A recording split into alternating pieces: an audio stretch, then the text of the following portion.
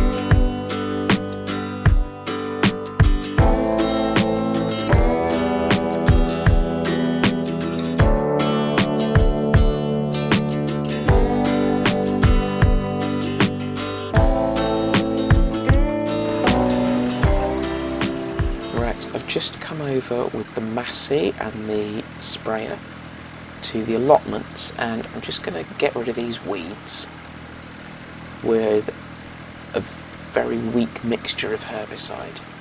Now you'll notice they're not disappearing instantly like they did in the field. That's because it's a weak mix of herbicide, which it is going to kill them off, but it will do it much more gradually so that we don't affect the soil and what have you in the greenhouses, so that, you know, people can actually grow stuff in them. Kind of what they're there for.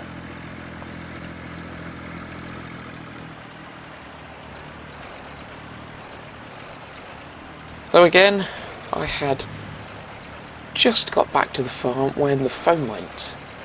The local biogas production plant have been on the phone to all of the local farmers around, asking if anyone has any organic waste going spare, because they've run out, and so production of biogas has stopped. So I've grabbed 10,000 litres from the manure pile for them.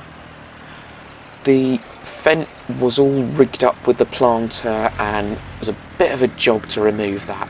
It was much quicker just to pop the fertiliser sprayer off the back of the MISSYB, so that's why we've come down in that. It does look rather comical because you can't, from this angle anyway, you can't actually see that there's a little tractor in front of here. Promise you there is one though.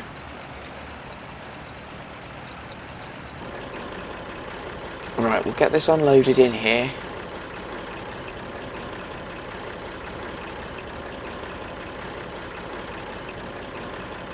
Excellent, right.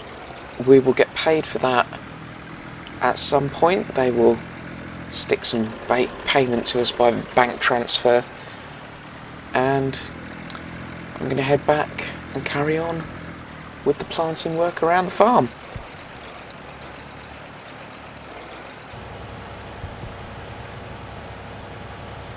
Right, we are now planting. We are on field 66 at the moment. We are going to head over to 65 and 67 shortly, because we're planting carrots. And again, this is just that test, that kind of building up. So we did 65 and 66 with the onions. We're going to include 67 with the carrots, just because of the cost of the seed, and it goes in very quickly. Makes up for it in the yield, I know, but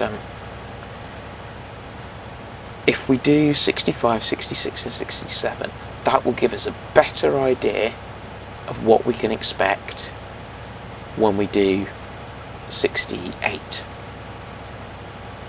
So I'm just going to get on with this, and I will put you on a time lapse.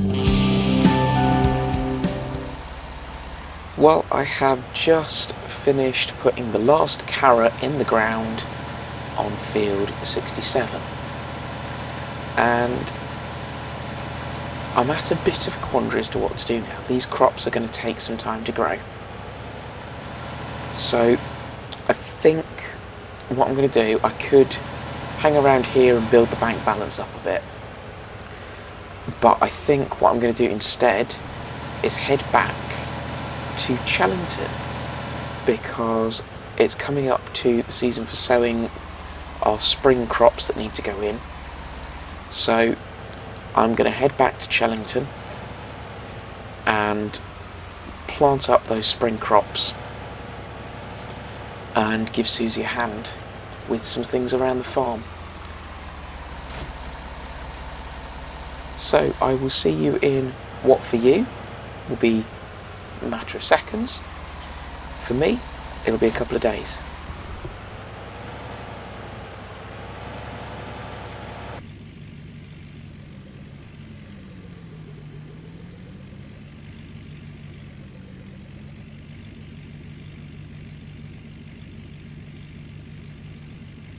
Oh my goodness, I've not missed the traffic here at Riverside. I'm back from Chellington. Had a lovely couple of days. It was great to spend some extended time with Susie and Paul. So if you've already watched the Chellington video, you will know I have brought back our John Deere baler.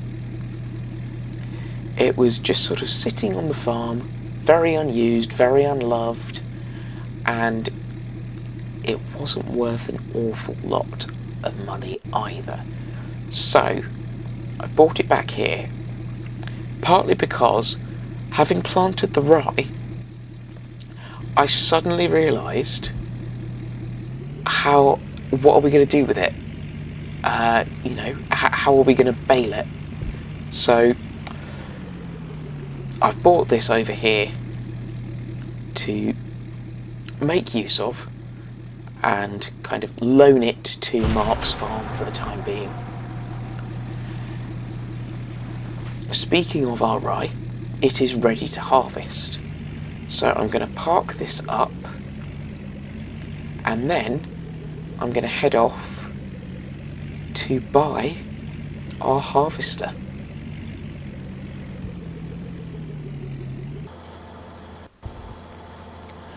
Well, I'm driving slightly gingerly down the road and very much on the left-hand side as I can be.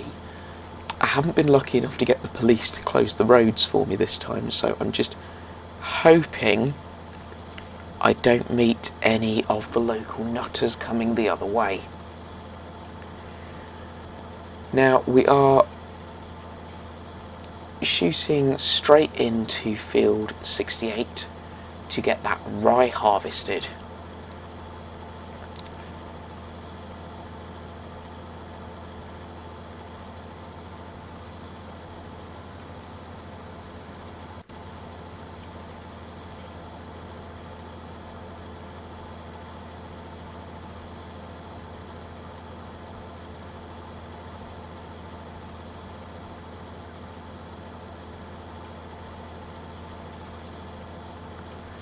Now, looking at the crop from here, it does not look ready to harvest, but it's definitely telling me that it is ready to be harvested. And let's just give this a go. Yeah, it's letting us harvest it. So we will get on with this. You can notice we're dropping some straw out of the back, so that will be a job at some point in the future to come along with the baler and bale all that up. Right, I'm going to get on with this and I will leave you to a bit of a time lapse.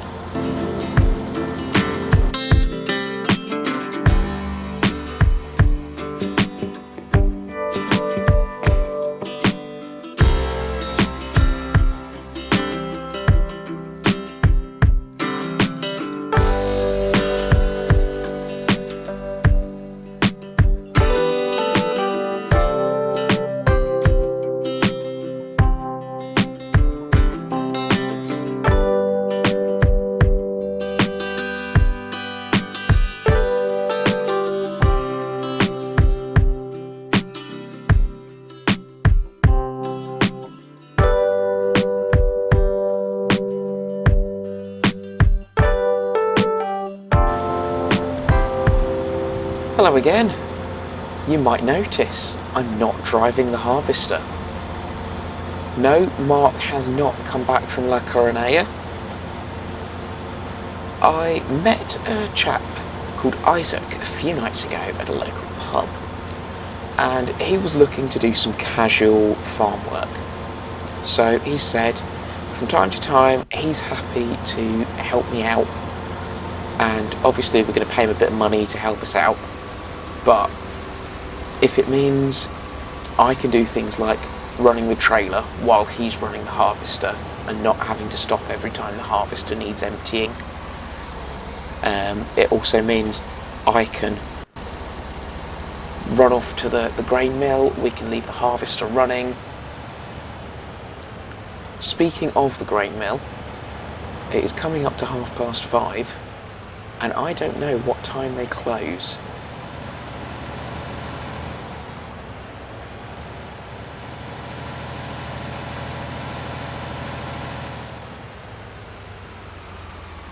Come down to Angry Grain Mill with a partial load, just because I'm a bit concerned about what time they close. But having just seen the sign on the wall there, I think I found out why they're angry. They're open all night. So we're going to keep running until this rye's harvested. So I'll see you then.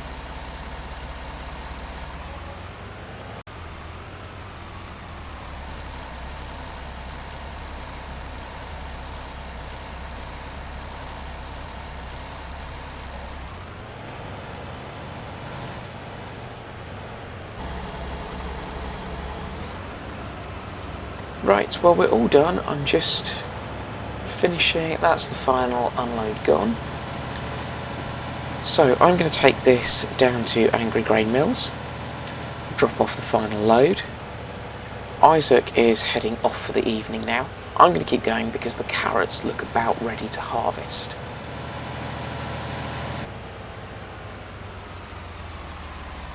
Right, let's get this final load dropped off in here. Do you know what? I'm really wondering to myself why Mark has gone for root crops, because this stuff has paid out amazingly well.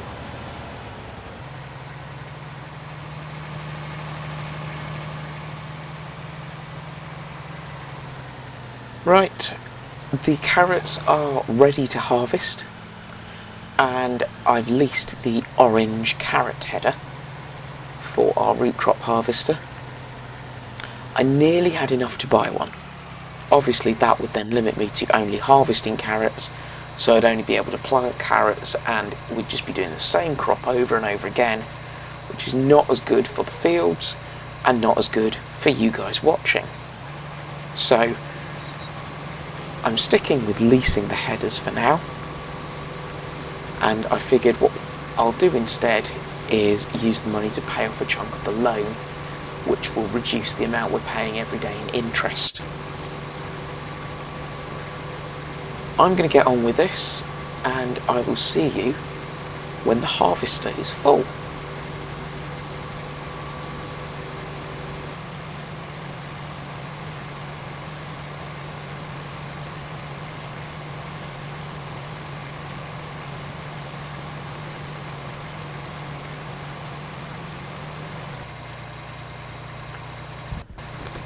The harvester is now full. I'm still on field 66, which is the one that I started on. So our yield has come out a bit better than onions, but obviously there wasn't the crop destruction because I had the narrow wheels on the MISSYB. I'm going to put these carrots into the farm silo over here. I've organised a big lorry to come and just do one delivery first thing in the morning. Right, I've got some more bits to be getting on with, plenty more fields to harvest. I will see you later on.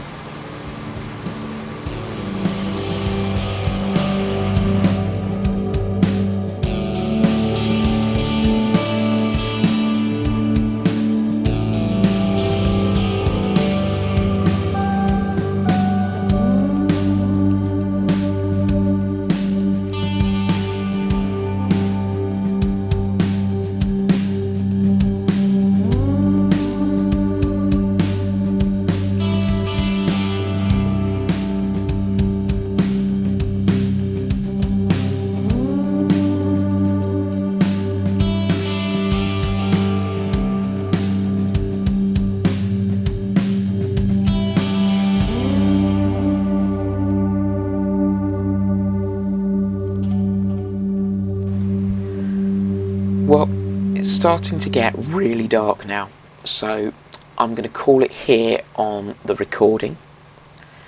I've just started harvesting field 67 and I've already got about 90,000 litres in the silo. So pop your guesses in the comments for how many litres of carrots you think we're going to end up with, and I will see you in the morning on the next video. Thank you very much for watching. Please jump on the like button, subscribe to the channel if you're not already subscribed. Feel so welcome to share this video with your friends. But most importantly of all, have a great day.